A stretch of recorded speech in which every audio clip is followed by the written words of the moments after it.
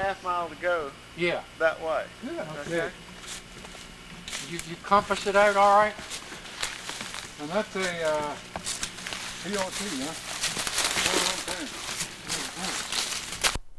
Through the bushes there to see if I could find that post that was on your map. Yeah. And we located it right there in that old road bed, the Mount Airy Riceville road bed, which goes down the hill toward the river, which we did not follow the road bed all the way. But let me ask, was that road in operation during your lifetime, or has that always been an abandoned bed? No. That road was in operation from our home back to well, you know why James Thompson lives on the... No, you don't. Yes, I do. All right. You're talking about the Thompson house, the Sharswood.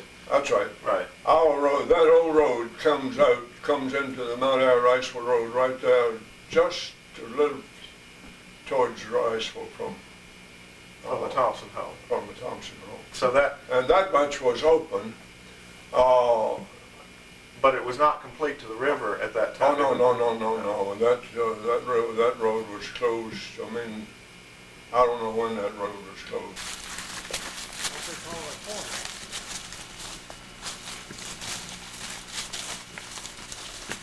What if they have we follow the road and walk downstream or upstream?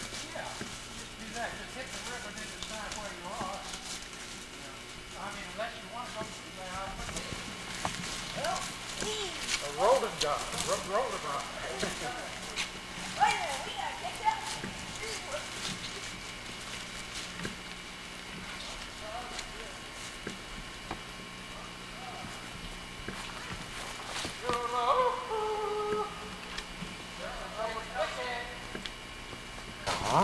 And it's supposed to be on line 9 degrees west of north. Mm-hmm. Yeah, but that's our position is what's important. Right, I know. Head north, so we go. Okay. Basically, the line we're trying to follow is like from that tree.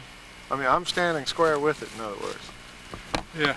Okay. In other words, we may be off a little bit one way or the other here. But you didn't make a, in other words, you didn't make a compass setting for the river. You're doing something else. No, what I'm doing is I'm just taking the line, that setting from the river back to the pole. Okay, all right. So you mean we want to go this way? Yeah, basically, we're headed in the right direction, moving in that way. Okay, I got you. But hark, do I hear the sound of water? See, when we get down here, we're in a horseshoe. Oh, good. So the river's all around us. Oh. Yeah. Well, we couldn't have passed the river yet. Don't you hear it? Yeah, I hear it. No, I'm hard hearing. You know, listen to Do you hear it, long, camera? Totally no. I don't know, but when this thing gets under 40 degrees, it has a tendency. Well, now, I've had mine at 3 degrees. You know, and it didn't go to Okay. mine has an aluminum base. Is the camera back up there? Okay. We don't know what we're looking at. We thought at first it was a road bed here, but apparently this is either a raceway involving the old mill, or it may be, there was at one time in the early 1800s, a Banister River Navigation Company, which was involved in building canals. So we may be along an early canal. It certainly looks like it could be. It's carrying water now. You may want, with the camera, to swing back and look uphill, back upriver. The river is actually behind me, actually. You're pointing to the rest of the river right now.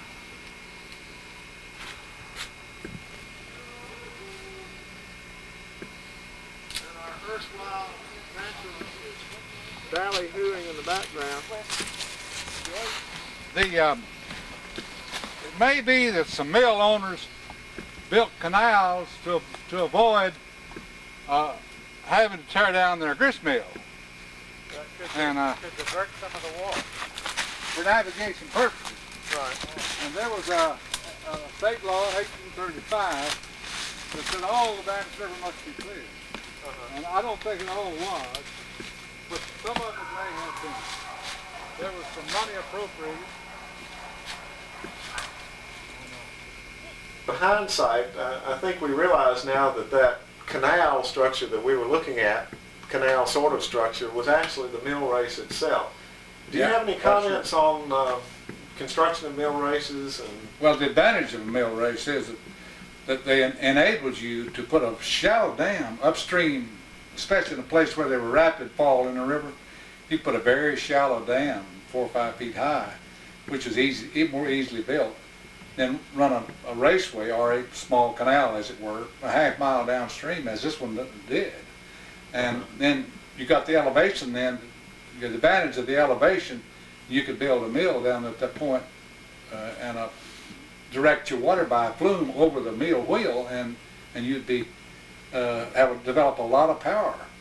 And the advantage of a race was you didn't have to build as high a dam, because obviously the power comes from the fall of the water, the height of the dam, height of the water. You go upstream where you can pick off a little water and Yeah. bring it around a small channel. And get the elevation downstream. Yeah. Well, as soon as we leave this discussion, we'll go back to the site, and at the site now we'll move into the area where the mill actually sat, into the mill pond area and the mill itself, which, as it turned out, we did not find extensive remains of